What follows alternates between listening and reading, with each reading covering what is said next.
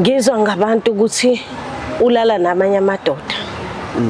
Ngingayikholwa leyo nto ngiyiphike ngoba mina bengazi ukuthi umyeni wami. Ngimthembile ngendlela eyisimanga.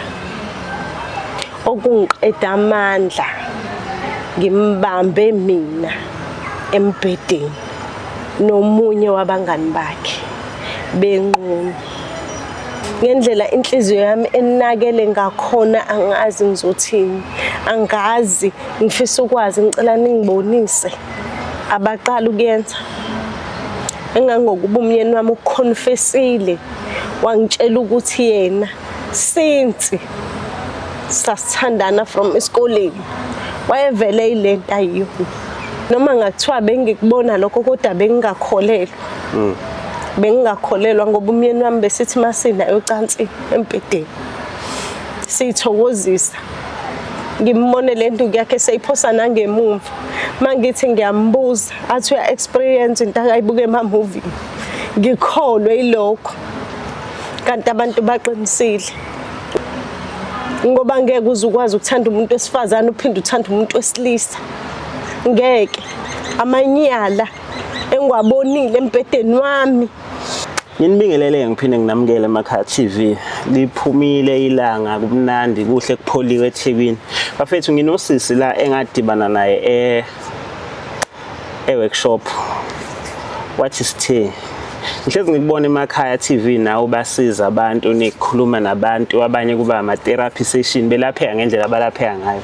Nginodaba la engifisa ukuthi nami ngizodlulisa eMakhaya TV ngethemba lokuthi khona la ngizosizakala khona.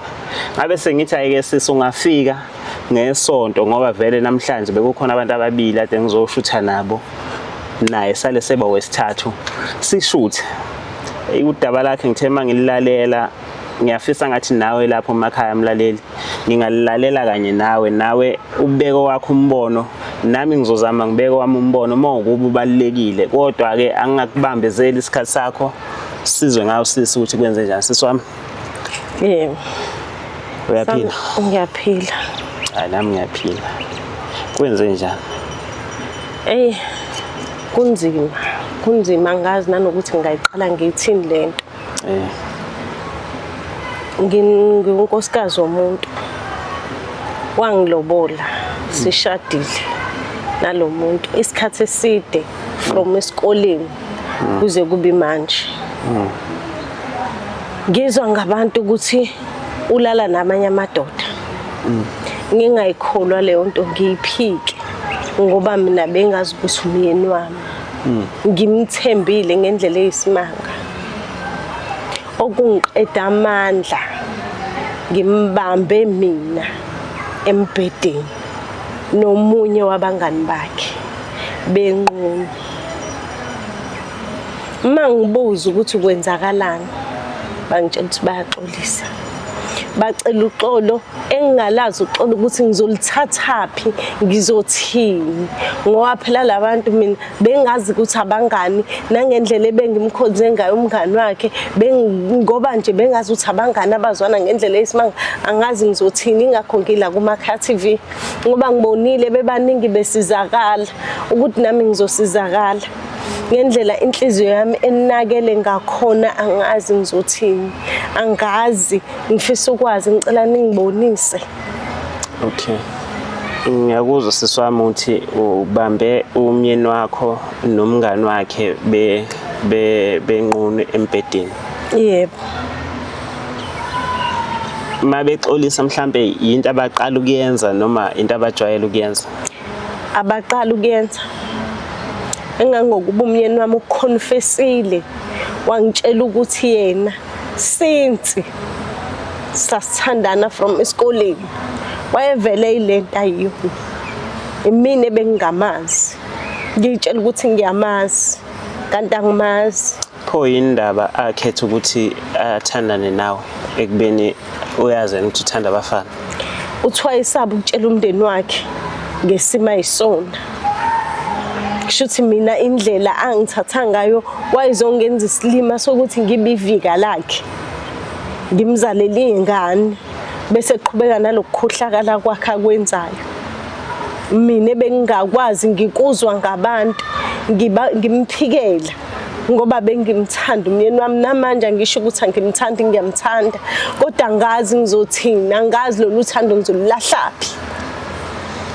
Uthi ubuzwa ngabantu umphikela, akukho mhlampe wena la emva kokuthi usuzwe nabantu ngabe ngicashana mabekutshela into nawe fanele uqale uvula amehlo uqalaza ubone ngabe banamanga noma baqinisile. Bekungekho mhlampe ama symptoms ke nawe ade unokuwabona ukuthi hayila ngathi khona ukushaya amanzi. Noma ngathiwa bengikubona lokho kodwa bengingakholelwa. Bengingakholelwa ngoba umyeni wami besithi masina yocansi empedeni sithokozisa. Ngimbone le nto yakhe seyiphosa nangemumva. Mangithi ngiyambuza athi uya experience into akayibuka ema-movie. Ngikholwe ilokho. Kanti abantu baqinisile ukuthi uhlobo luni lomuntu. Mina mangibuka indoda yami engiyithandayo ngoba ubeni unothando kuthina njengomndeni wakhe. Kanti angazi ukuthi akulona uthando uyapretenda. Ngoba ngeke uzukwazi ukuthanda umuntu wesifazane uphinde uthanda umuntu wesilisa. Ngeke. Amanyala engiwabonile empedeni wami. Okay sicela wehlisa umoya. Ninazo ingane? Sinazo ingane ezintathu. Okay, mhlambe ngabe zona ziyi-aware ukuthi ubaba wazo umuntu kanjani? Azazi. Wedwa wazi. Imina ngedwa engaziyo ngoba mina ngimbonile. Ingane zazingekho zesikoleni. Ngimfica mina enza lamanyala ngitshela ukuthi akekho umuntu emsebenzini. Kanti umuntu busy. Nomunye umfana empedeni wami. Okay. Before nithandana or before umbona, mangathi omunye umuntu ucela umchazele umyeni wakho nje mangathiwa ngimazi mina ngiqala umbona ngizobonani kuye? Umyeni wami from esikoleni. Isicathulo sakhe sasihlezi sibenyezela. Eclean. Esakhe isicathulo wawungeke usibone sine dust. Ngisho ngathiwa bekwenzakalani esakhe nje uhleze ephethe into okuyisithuntutha. Indlela ayithanda ngayo, igentleman ongalazi. Angazi usuka sahamba indoda ephakamele phezulu kodwa lalwa amanye amadoda. Angazi ukuthi ngizoyithini lento. Angazi ukuthi ngizokwenza njani. Ngicela ningicebise. Ubusubazisile mhlawumbe abomndeni? Abomndeni uthi akafuni bazi. Shuthi usafuna ngiqhubeka ngenza isilimo. Ngilibele ngisilima sakhe mina elala namanye amadoda. Ngifihla amanyala mina. Uthini ke mayithi ungabazisa abomndeni? Yena uzoyeka lempilo ayiphilayo noma? Akukho ukuthi ngiyeka ngeke uzuyeke ukulala namanye amadoda kuyinto osuyazi ukuthi ulala wena namadoda amanye. Kodwa unomfazi. Uyachitha kahle. Akachithi ukhohlakela ukubola lokhu kungcola. Ukungcola ngcono ukuba ungichithela nentombazana. Ngabe ngiyezwa ngaba ngiphume emshadweni wami. Ngoba ngiyazi ukuthi vele fanele umuntu esifazana ube na imbangela. Kodwa ngizoba nembangi yenye indoda. Okay mama. Mbukeli angazi yabona ke nje ngabe ngiqamba manga ngihlezi nami ngiba nazo izixazululo angazi. Mhlawumbe mangathi ngiyabuza ikuphi thina mhlawumbe la ufisa singenelele khona? Mina ngifisa ukuthi kuhlanganiswe imindeni. Lento ayishoyo ukuthi yena imindeni akafanele ifihlelwe. Ngeke ngikwazi mina ukuhlala nododo nje esifubeni sami. Ngifuna ubizwe imindeni ihlale phansi itshelwe. Nezingane lezi ayitshela ukuthi mkhuba muni lo awenzayo. Ngoba ngelinye ilanga angifuni kuthiwe uma sibani wakhishwa ukhohlakala emzini wayefebile. Kanti uyena lo rubbish ohambelana namanye amadoda. Mbukeli angazi noma le video uzoyibuka noma uYouTube uzoyikhipha. Umama udiniwe futhi use emotional ngezizathu ukuthi ngizomveza ngeke ukubone wena ukuthi useyakhala kodwa ngizocela ukuthi sisheshe siyinqamule ngoba kungenzeka futhi ingaveli. Simakhaya TV siyayibophezela ukuthi sizokwenza ngakho konke kusemandleni ukuthi imindeni ihlangane njengesifiso sika mama expose umyeni wakhe emndenini wakhe ukuthi ingane yena enayizala iwumuntu okanje, ngoba ekugcineni umama uyachithelwa. I-cheating ngi-cheating ayikhethi ukuthi umuntu uchitha nobani.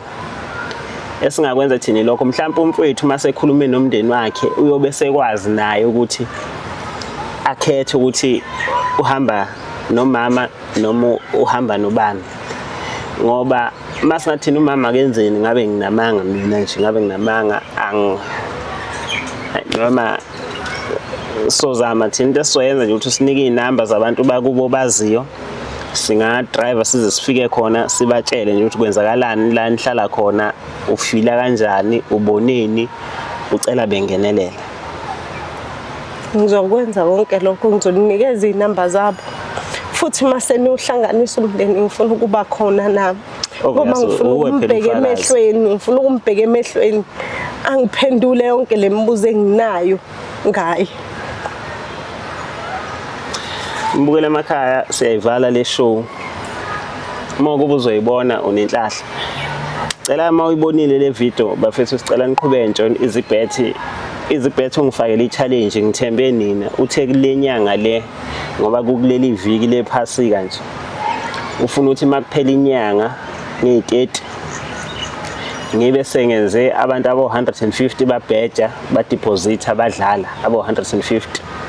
Yena kuyobe senginika u-5,000 ukuthi ngiphe abantu abawu-5 kule 150 abanenhlahla, ngibaphe imali engango-1,000 umuntu oyedwa. I-voucher ongayi-withdraw kube imali, kufanele ukuthi imali nje ngqo. Ngithembe nina-ke emakhaya TV ukuthi nina ningakwazi ukuthi nikwenze lokho. Abantu abo-150 kulaba abazoyibona le video, uma ukuba u-YouTube ngeke ayikhahlele, abazoyibona abo-150 bebheje bedeposite bazobe sebeyibeka ethubeni lokuthi bewin 5,000. Izibet is the best. Nisale kahle emakhaya.